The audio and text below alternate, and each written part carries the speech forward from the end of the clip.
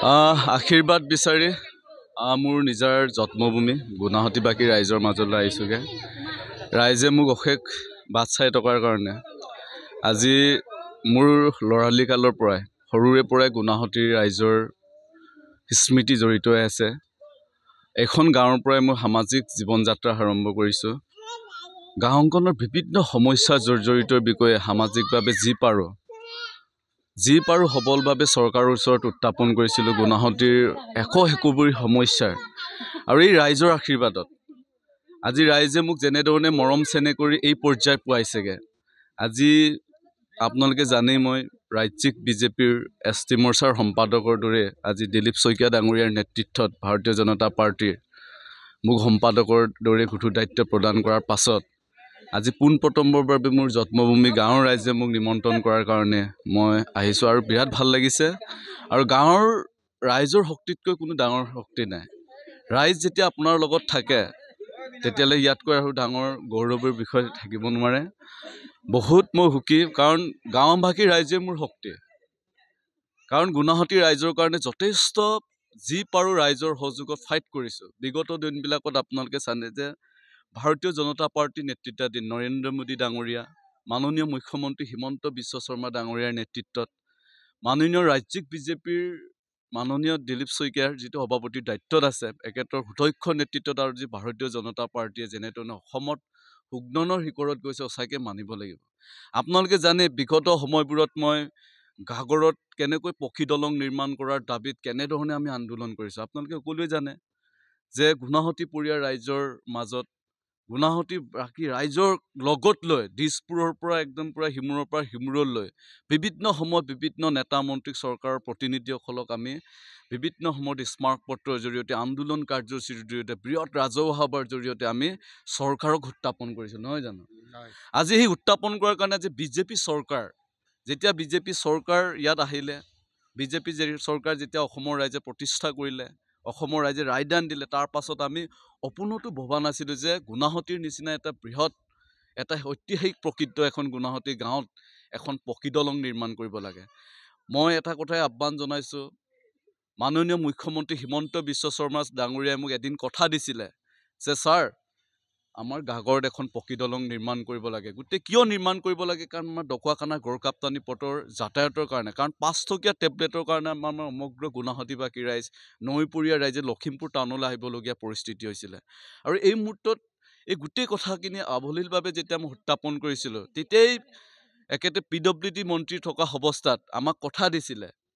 যে নিৰ্মল, আমি ঘাগৰত দলং বনাই দেখুৱাম আৰু দিম। আৰু এখেতে একদম আটাইতকৈ সুখৰ দিন যে এখেতে আমাক মাননীয় মুখ্যমন্ত্ৰী দায়িত্ব গ্ৰহণ কৰাৰ পাছত গুণাহতীৰ নিচিনা এটা পিছপৰা অঞ্চলত এখন ঘাগৰ দলং প্ৰদান কৰিলে। আমি অশেষ মাননীয় মুখ্যমন্ত্ৰী মহোদয়, আপোনাৰ কৰ্মদক্ষ গুণাহতীবাসী ৰাইজক যে আপুনি দুখ দুৰ্দশাৰ কথা বুজি পালে, আমি গুণাহতীবাসী ৰাইজৰ আপোনাক বহুত ধন্যবাদ জ্ঞাপন কৰিছোঁ। ধন্যবাদ। আৰু আপোনালোকে জানে যে বিজেপি চৰকাৰৰ নেতৃত্বাধীন আজি কিছুদিনৰ আগতে মাননীয় মুখ্যমন্ত্ৰী মহোদয়ে আজি লখিমপুৰ জিলাবাসী ৰাইজে কেনেধৰণে আপৎকালীন ইমাৰ্জেঞ্চি এক্সিডেণ্টৰ সময়ত আমাৰ LMC কৰ্তৃপক্ষত বিভিন্ন কিছুমান অসুবিধাৰ কৰাৰ কাৰণে আপৎকালীন প্ৰেছাৰ ষ্ট্ৰক বা কোনোবাই জৰুৰীভাৱে এক্সিডেণ্ট হৈ গ'ল, তাৰ ট্ৰিটমেণ্ট কৰাৰ কোনো প্ৰয়োজনীয়তা ব্যৱস্থা নাছিলে। আজি কিন্তু মাননীয় মুখ্যমন্ত্ৰী মহোদয়ে পৰহিয়ে যে ছুপাৰ স্পেচিয়েলিটি হস্পিটেল,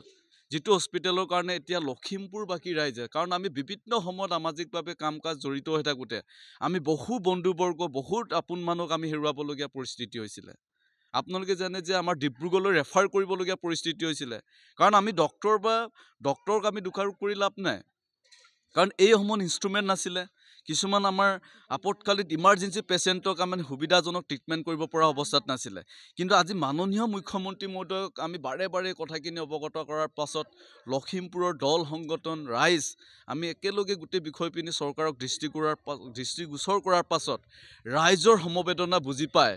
আজি মাননীয় মুখ্যমন্ত্ৰী মহোদয়ে যেনেদৰে এটা ছুপাৰ স্পেচিয়েলি হস্পিটেল আমাক প্ৰদান কৰিলে, তাৰ কাৰণে আমি লখিমপুৰবাসী ৰাইজৰ হৈ ধন্যবাদ জ্ঞাপন কৰিছোঁ। কাৰণ এই হস্পিটেলখন আমি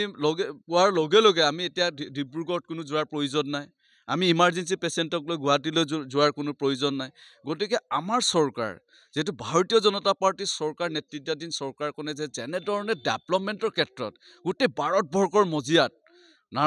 মাননীয় প্ৰধানমন্ত্ৰী নৰেন্দ্ৰ মোদী ডাঙৰীয়াৰ নেতৃত্বত যেনেধৰণে বিকশিত এখন ভাৰত হ'বলৈ গৈ আছে সঁচাকৈ আমাৰ লেখত ল'বলৈ কাৰণ উন্নয়নৰ ক্ষেত্ৰত বিজেপি কোনো কাৰণত পিছপৰা নাই আপোনালোকে জানে আজি গুৱাহাটীৰ বাকৰিত মই আহিছোঁ আজি মই গাড়ী লৈ আহিছোঁ ধুনীয়াকৈ খুব বেছি 15-20 মিনিটৰ ৰাস্তা আগতে কংগ্ৰেছ চৰকাৰ থকা অৱস্থাত কি অৱস্থা আছিলে যে আমাৰ ৰাস্তা পদূলিত এখন বাইক চলাব পৰা পৰিস্থিতি নাছিলে আজি কিন্তু বিজেপি নেতৃত্বাধীন চৰকাৰ হোৱাৰ পাছত আমি চাউল দুৱাৰ হেতি ধুনীয়া কানেক্টিভিটিৰ ৰাস্তা য'ত আমি 5 মিনিট 10 মিনিটৰ ভিতৰত আগতে আমাৰ আই মাতৃসকলে গুড়া গাড়ীতে নিজৰ হাই মাতৃসকলক চিকিৎসা নিবলৈ তাত নিবলগীয়া পৰিস্থিতি হৈছিলে বহু মানুহ অকালতে আমাৰ ৰাস্তাত মৃত্যুবৰণ কৰিবলগীয়া হৈছিলে এনেকুৱা পৰিস্থিতি এতিয়া একো সেইবোৰী সমস্যা জৰ্জৰিত এই গুৱাহাটীবাসী ৰাইজক যে বিজেপি চৰকাৰে এনেধৰণে ডেভেলপমেণ্টৰ ক্ষেত্ৰত গুৰুত্ব দিছে সঁচাকৈ লেখত ল'বলৈ আৰু প্ৰতিগৰাকী গুৱাহাটীবাসী নৈপৰীয়া ৰাইজে এই চৰকাৰখনক সন্মান দিবই লাগিব মই এজন গুৱাহাটীপৰীয়া এজন যুৱক হিচাপে কৈছোঁ যে বিজেপি চৰকাৰ যি সময়ত 65টা বছৰ কংগ্ৰেছ চৰকাৰে কোনে এই চৰকাৰখনক অকল আমাৰ জনসাধাৰণক অকল ভোট বেংকৰ স্বাৰ্থত ব্যৱহাৰ কৰিলে নাই ব্যৱহাৰ কৰিলে অকল ভোট বেংকৰ স্বাৰ্থত বহু ইয়াৰ পৰা নেতা মন্ত্ৰী হৈ গ'ল কালি আমাৰ ইলেকশ্যনৰ সময়ত আহিব একেলগে ভোট বেংকৰ স্বাৰ্থত কংগ্ৰেছে ভোট বেংক হিচাপে ব্যৱহাৰ কৰিলে টকা পইচা বিলাব সময়ত ঢেৰ প্ৰতিশ্ৰুতি দিব তেনেধৰণৰ বহুত নেতা গুচি গ'ল কিন্তু গুৱাহাটীখন ডেভেলপমেণ্ট নহ'ল 2014 চনৰ পৰা যেতিয়া ভাৰতীয় জনতা পাৰ্টিৰ চৰকাৰ ভাৰতীয় প্ৰধানমন্ত্ৰী নৰেন্দ্ৰ মোদী ডাঙৰীয়াই যেনেধৰণে দায়িত্ব লোৱাৰ পিছত মাননীয় প্ৰাক্তন মুখ্যমন্ত্ৰী সৰ্বানন্দ সোণোৱালে দায়িত্ব লোৱাৰ পাছত এতিয়া বৰ্তমান কৰ্মদক্ষ মুখ্যমন্ত্ৰী হিমন্ত বিশ্ব শৰ্মাৰ দায়িত্ব লোৱাৰ পাছত আমাৰ নৈপৰীয়া মানুহবিলাকৰ যি মানে ডেভেলপমেণ্ট চৰকাৰে যেনেধৰণে সাৱলীলভাৱে এই স্কিমবিলাক যে এমপ্লয়মেণ্ট কৰিছে সঁচাকৈ ৰাইজে এতিয়া কিছু সকাহ পাইছে আমি ৰাস্তা পাইছোঁ আৰু কিছু দিনৰ পিছত কিছু বছৰৰ পাছত আমাৰ ঘাগৰৰ ঐতিহ্যমণ্ডিত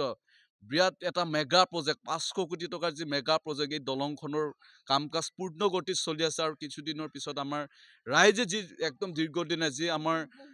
গুৱাহাটী পক্ষীয়া ৰাইজে যেনেধৰণে সেই দলংখনৰ কাৰণে আশাৰে বাট চাই আছে কিছুদিনৰ পাছত আমাৰ দেখিব আমি সঁচাকৈ মই এজন গুৱাহাটীপৰীয়া ৰাইজ আৰু এইকাৰণে চৰকাৰৰ ডেভেলপমেণ্ট কাম কাজৰ প্ৰতি আকৃষ্ট হয় মই আজি ভাৰতীয় জনতা পাৰ্টিৰ এগৰাকী কাৰ্যকৰ্তা হিচাপে মই যোগদান কৰিছোঁ আৰু ৰাইজে মাননীয় আমাৰ ৰাজ্যিক সভাপতি দক্ষ নেতা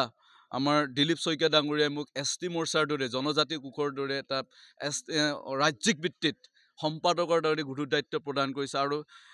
এই দায়িত্ব লৈ মই গোটেই সমগ্ৰ অসমত জনজাতি ৰাইজৰ মাজত চৰকাৰৰ যি কাম কাজ ভাল কামবিলাক যে চৰকাৰে যে আমাৰ জনজাতি মানুহখিনিক কিমান আগতে পূৰ্বতে শোষণ কৰি আছিলে কংগ্ৰেছ চৰকাৰে একেলোকৰ লোকৰ প্ৰতিশ্ৰুতিৰ বাদে একেলোকৰ একো কাম কাজ নাছিলে প্ৰতিটো কুজত অকল দুৰ্নীতি ভ্ৰষ্টাচাৰ কংগ্ৰেছ বুলি ক'লে মানুহে এতিয়া অকল দুৰ্নীতি ভ্ৰষ্টাচাৰ হিচাপে চিনি পায় কিন্তু আজিৰ তাৰিখত বিজেপি চৰকাৰে গাঁৱৰ ৰাইজক যেনেধৰণে প্ৰতিশ্ৰুতি দিছে আৰু কাম কৰিবলৈ হৈছে কাৰণ দিনক দিনে আপোনালোকে জানে পকী ৰাস্তা এতিয়া গাঁৱে গাঁৱে এতিয়া ঘৰ চব দুখীয়া মানুহে ঘৰ পাইছে নাই ঘৰ পাইছে বিভিন্ন স্কিম পাইছে আদি PM কিষাণ আঁচনি পাইছে অৰুণোদয় আঁচনি পাইছে আই মাতৃসকলে বিভিন্ন সময়ত এতিয়া গেছ চিলিণ্ডাৰ পৰ্যন্তলৈকে কিমান ৰাইজ ইলেক্ট্ৰিচিটিৰ ফালৰ পৰা আপোনালোকে চাব লাগে যে গুৱাহাটীৰ নিচিনা এটা বেকৱাৰ্ড জেগাত কংগ্ৰেছ চৰকাৰে ইয়াত ইলেক্ট্ৰিচিটি যে দেখিব লাগে এইটো অপোনতো ভবা নাছিলে গতিকে আমাৰ মাননীয় মুখ্যমন্ত্ৰী হিমন্ত বিশ্ব শৰ্মাৰ যি ডেভেলপমেণ্টৰ যিটো শিখৰত অসমখনক লৈ গৈছে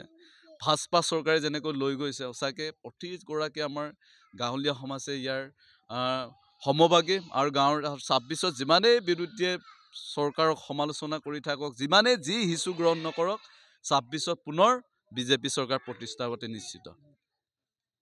যিকোনো খবৰৰ বাবে যোগাযোগ কৰক 7099017330 লগতে 7099017110 নম্বৰত